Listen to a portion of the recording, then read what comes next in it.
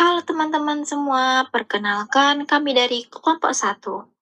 Hari bahas hal yang ribet-ribet. Kami cuma mau cerita gimana cara nyatuin dua hal yang katanya nggak mungkin nyatu. Yuk kita bongkar rahasia emosi, minyak, dan air. Gimana caranya kita bisa bikin dua musuh berbuyutan di lab itu jadi akur dalam satu botol? Penasaran kan gimana caranya? Yuk kita bedah bareng-bareng. Nah, sebelum masuk ke materi, halo, saya Siti Meisa. Nah, di sini saya akan menjelaskan sedikit tentang definisi emosi. Teman-teman, kita semua tahu, minyak sama air itu musuhan bebuyutan kan? Dicampur sebagaimanapun pasti bisa lagi. Nah, emosi ini cara kita mendamaikan mereka. Caranya, panggil mediator namanya emulgator. Tugas emulgator simple, nurunin ego keduanya biar tegangan antar mukanya turun. Hasilnya, minyak dan air-airnya mau menyatu jadi sistem yang stabil. Selanjutnya, sifat fisikokimia minyak air. Kenapa minyak air susah banget nyatu? Karena sifat dasarnya itu udah beda dari lahir. Minyak itu nonpolar, anaknya cuek. Air itu polar, anaknya baper. Yang cuek sama yang baper ya jelas saling nolak. Jadi, kalau cuma diaduk-aduk biasa, jangan harap mereka baikan. Ibarat maksa dua orang yang lagi berantem buat salaman. Makanya, kita butuh metode formulasi yang cerdas dan terukur. Gak bisa asal campur doang. Halo, nama saya Sinta Komalasari. Di sini saya akan menjelaskan prinsip metode Gombasa, cara kerja emosi, dan jenis emosi. Masuk ke prinsip metode Gombasa. Metode Gombasa untuk emosi tipe MA. Tahap awal yang krusial adalah pembuatan mucilago. Mucilago merupakan massa kental hasil hidrasi gom dengan air. Mucilago berfungsi sebagai medium untuk mendispersikan fase minyak secara bertahap. Pada tahap inilah, emosi primer atau korpus emosi terbentuk. Lalu masuk ke cara kerja emosi. Zat pengemosi bekerja dengan mengikat minyak dan air sekaligus. Bagian hidrofobik akan menempel pada minyak, sedangkan pada hidrofilik akan berinteraksi dengan air. Hal ini membuat campuran menjadi lebih stabil dan tidak mudah terpisah.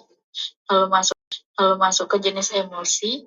Yang pertama itu ada emosi minyak dalam air, O per W, contohnya susu. Lalu ada emosi air dalam minyak, W per O, contohnya itu mentega.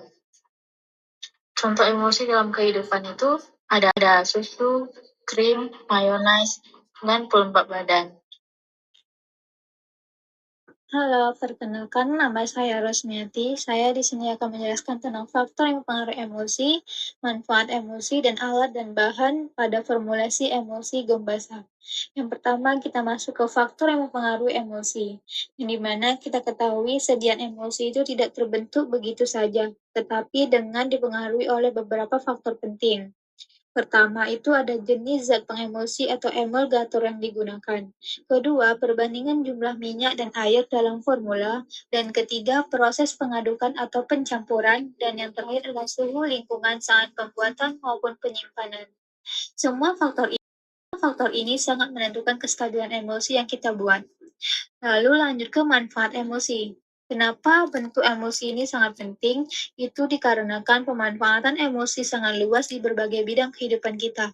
Yang pertama adalah industri makanan, yang dimana emosi bisa kita temukan pada produk sehari-hari seperti saus dan susu. Kedua, dalam industri kosmetik. Sistem emosi ini digunakan untuk pembuatan krim dan lotion agar nyaman diaplikasikan di kulit. Yang ketiga, dalam bidang farmasi, yang dimana emosi menjadi pilihan tepat untuk sediaan obat cair, salah satunya untuk menutupi rasa minyak yang kurang enak agar lebih mudah dikonsumsi. Lanjut, perkenalkan nama saya Siti Helmayana.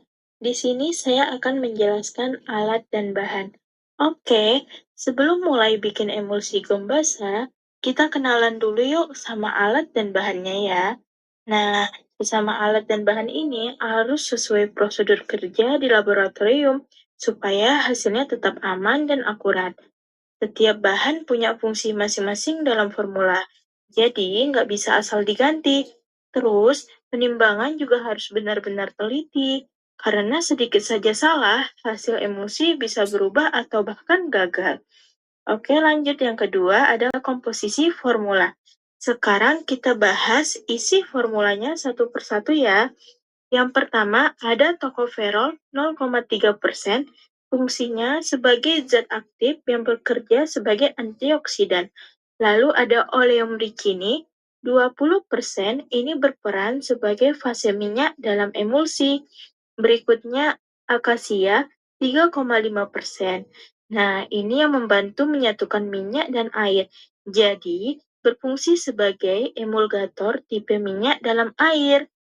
Terakhir ada metilparaben dan propilparaben.